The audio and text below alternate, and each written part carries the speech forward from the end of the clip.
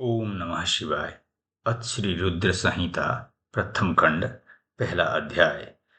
ऋषिगणों की वार्ता, जो विश्व की उत्पत्ति, स्थिति और लय आदि के एकमात्र कारण हैं, गिरिराज कुमारी उमा के पति हैं, जिनकी कीर्ति का कहीं अंत नहीं है, जो माया के आश्रय होकर भी उससे दूर हैं तथा जिनका रूप दुर्लभ है। मैं उन भगवान शंकर की वंदना करता हूँ, जिनकी माया विश्व की सृष्टि करती है। जैसे लोहा चुंबक से आकर्षित होकर उसके पास ही लटकता रहता है, उसी प्रकार ये सारे जगत इसके आसपास ही भ्रमते रहते हैं। जिन्होंने इन प्रपंचों को रचने की विधि बताई है, जो सभी के भीतर अंतर्यामी रूप से विराजमान हैं, मैं उन भगवान शिव का नमन करता हूँ। मैं उन भगवान शिव को नमस्कार करता हूँ। ऋषि बोले, हे सूत जी, अब आप हमसे भगवान शिव व पार्वती के परम उत्तम एवं दिव्य स्वरूप का वर्णन कीजिए। सृष्टि की रचना से पूर्व, सृष्टि के मध्यकाल व अंतकाल में महेश्वर किस प्रकार व किस रूप में स्थित होते हैं, सभी लोगों का कल्याण करने वाले भगवान शिव कैसे प्रसन्न होते हैं तथा प्रसन्न होने पर अपने भक्तों को कौन कौन से उत्तम फल देते हैं। हमने सुना है कि भगवान शिव महान दयालु हैं, अपने भक्तों को कष्ट में न देख सकते हैं। ब्रह्मा, विष्णु और महेश तीनों देवता शिव जी के अंग से ही उत्पन्न हुए हैं। हम पर कृपा कर शिव जी के प्राकट्य, देवी उमा की उत्पत्ति, शिव उमा विवाह, गृहस्थ धर्म एवं शिव जी के अनंत चरित्रों को सुनाइए। सूत जी बोले, हे ऋषियों, आप लोगों के प्रश्न पतित पावनी श्री गंगा जी के समान हैं। ये सुनने वालों, कहने वालों और पूछने वालों इन तीनों को पवित्र करने वाले हैं।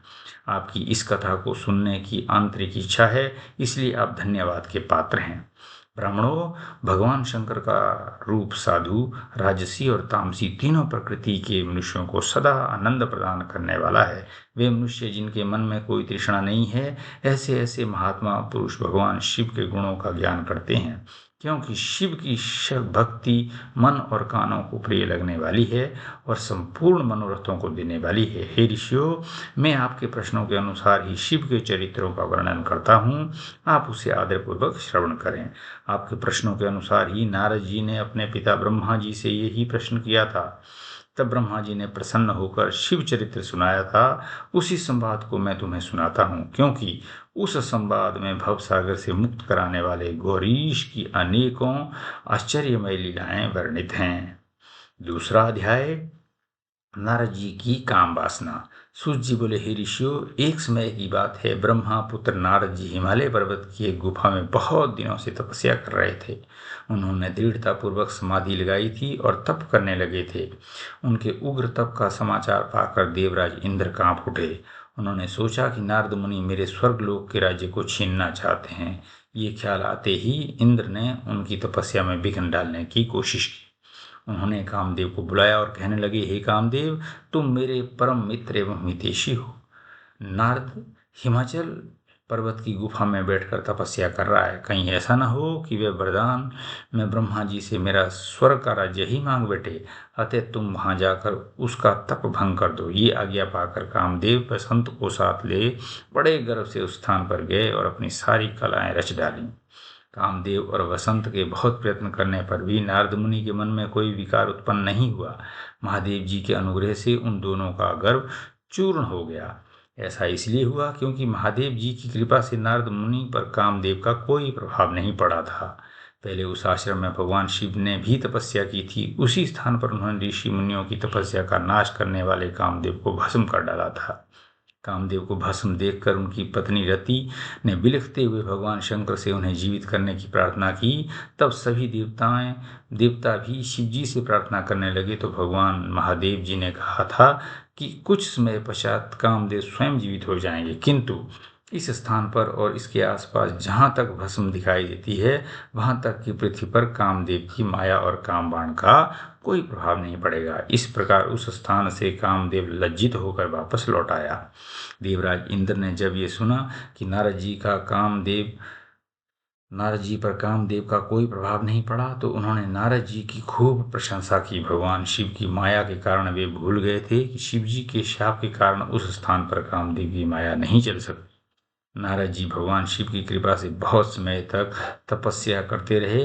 अपने तप को पूर्ण हुआ समझकर नारद जी उठे तो उन्हें कामदेव पर विजय प्राप्त करने का ध्यान आया। तब उन्हें मन ही मन इस बात का घमंड हुआ कि उन्होंने कामदेव पर विजय प्राप्त कर ली है। इस प्रकार अभिमान से उनका ज्ञान नष्ट हो गया। वे ये समझ नहीं सके कि कामदेव के पराजित होने में भगवान शंकर की ही माया थी। तब वे अपनी काम विजय की कथा सुनाने के लिए शीघ्र ही कैलाश पर्वत पर पहुंचे और भगवान शिव को नमस्कार करके अपनी तपस्या की सफलता का समाचार तथा कामदेव पर विजय प्राप्त करने का समाचार कह सुनाया। ये सुनकर महादेव जी ने नारद की प्रशंसा करते हुए कहा, हे नारद जी, आप परम धन्य हैं, परंतु मेरी एक बात याद रखना कि ये समाचार किसी अन्य देवता को मत सुनाना। विशेषकर भगवान विष्णु से तो इस बात को कदापि न कहना। ये वृतांत सबसे छिपा कर रखने योग्य है।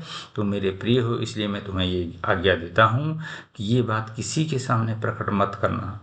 परंतु वे तो शिव की माया से मोहित हो चुके थे, इसलिए उनकी दी शिक्षा को ध्यान में न रखते हुए वे ब्रह्मलोक चले गए। वहां ब्रह्मा जी को नमस्कार कर बोले, मैंने अपने तपोबल से कामदेव को जीत लिया है। ये सुनकर ब्रह्मा जी ने भगवान शिव के चरणों का चिंतन करके सारा कारण जान लिया तथा अपने पुत्र नारद को ये सब किसी और से कहने के लिए मना कर दिया। नारद के मन में अभिमान के अंकुर उत्पन्न हो गए थे, जिसके फलस्वरूप उनकी बुद्धि नष्ट हो गई थी। वे तो तुरंत विष्णु लोक पहुंचकर भगवान विष्णु को ये सारा किस्सा सुनाना चाहते थे। अतः शीघ्र ही वे ब्रह्मलोक से चल दिए। नारद मुनि को आते देख भगवान विष्णु सिंहासन से उठ खड़े हुए। उन्होंने नारद को गले लगा लिया और आदर सहित आसन पर बैठाया। भगवान शिव के चरणों का स्मरण करके भगवान विष्णु ने नारद जी से पूछा, नारद जी, आप कहाँ से आ रहे हैं और इस लोक में आपका शुभागमन किस लिए हुआ है? ये सुनकर नारद जी ने अहंकार सहित अपने तप के पूर्ण होने एवं कामदेव पर विजय प्राप्त करने का समस्त हाल उन्हें कह सुनाया। भगवान विष्णु काम के विजय के असली कारण को समझ चुके थे। वे नारद जी से बोले, हे नारद जी, आपकी कीर्ति एवं निर्मल बुद्धि धन्य है। काम, क्रोध एवं लोभ मोह उन मनुष्यों को पीड़ित करते हैं जो भक्तिहीन हैं। आप तो ज्ञान वैराग्य से युक्त एवं ब्रह्मचारी हैं, फिर भला ये काम आपका क्या बिगाड़ सकता है? देव ऋषि नारद बोले, हे भगवान, ये सब आपकी कृपा का ही फल है। आपकी कृपा के आगे कामदेव की क्या सामर्थ्य है जो मेरा कुछ बिगाड़ सके? मैं तो सदा ही निर्भय हूँ। इतना कहकर नारद जी विष्णु भगवान को नमस्कार करके वहां से चल दिए। तीसरा अध्याय, नारद जी का भगवान विष्णु से उनका रूप मांगना। सूत जी बोले, महर्षियों, नारद जी के चले जाने पर शिव जी की इच्छा से विष्णु भगवान ने एक अद्भुत माया रची।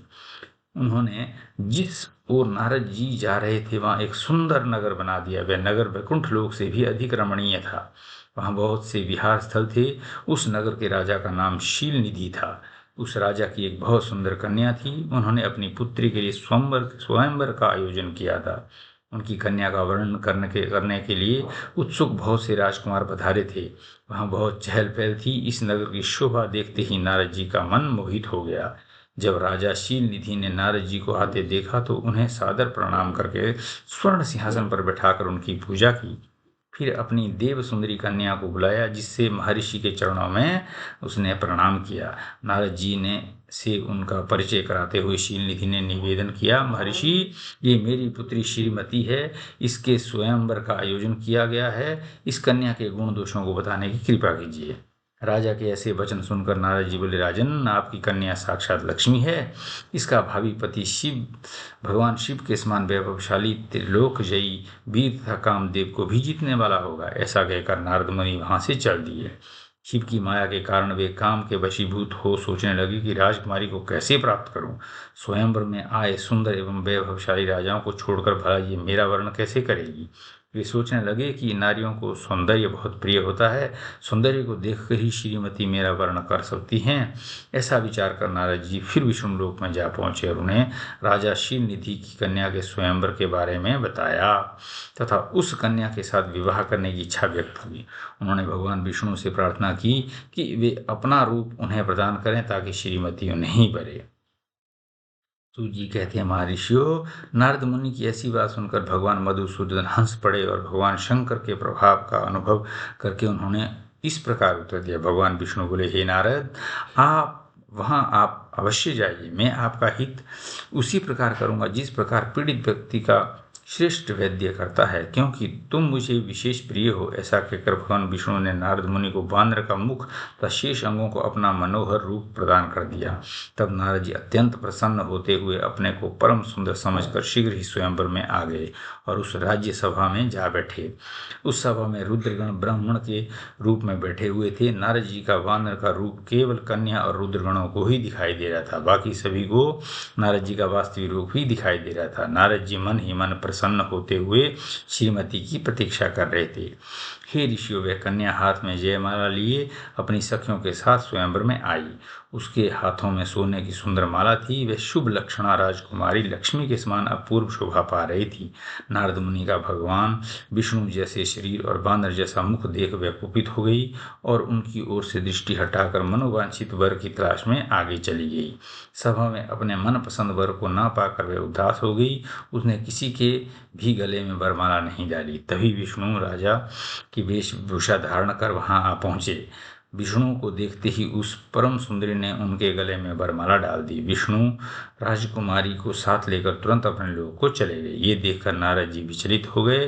तब ब्राह्मणों के रूप में उपस्थित रुद्रगणों ने नारद जी से कहा, हे नारद जी, आप व्यर्थ ही काम से मोहित हो सौंदर्य के बल से राजकुमारी को पाना चाहते थे। पहले जरा अपना बानर के समान मुख तो देख लीजिए। सूत जी बोले। ये वचन सुनकर नारद जी को बड़ा आश्चर्य हुआ। उन्होंने दर्पण में अपना मुख देखा। बानर के समान मुख को देखकर वे अत्यंत क्रोधित हो उठे तथा दोनों रुद्रगणों को शाप देते हुए बोले, तुमने एक ब्राह्मण का मजाक उड़ाया है, अतः तुम ब्राह्मण कुल में पैदा होकर भी राक्षस बन जाओ। ये सुनकर वे शिवगण कुछ नहीं बोले, बल्कि इसे भगवान शिव की इच्छा मानते हुए उदासीन भाव से अपने स्थान को चले गए और भगवान शिव की स्तुति करने लगे। ओम नमः शिवाय।